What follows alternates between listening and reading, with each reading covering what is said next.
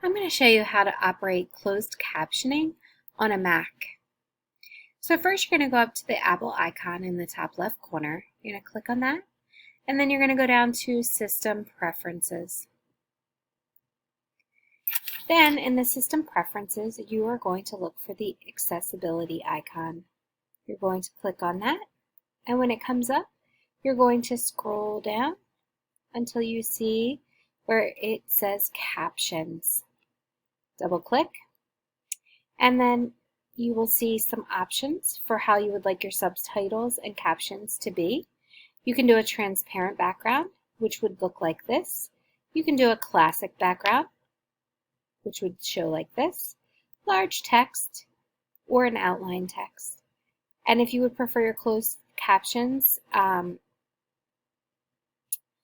be available for deaf and hard of hearing, or closed captions will be used instead of standard subtitles, you can click here. And that's how you get it to work on your Mac computer. This is also the area where you can find all of the accessibility options that are available to you, but my focus today was closed captioning. Thanks for listening.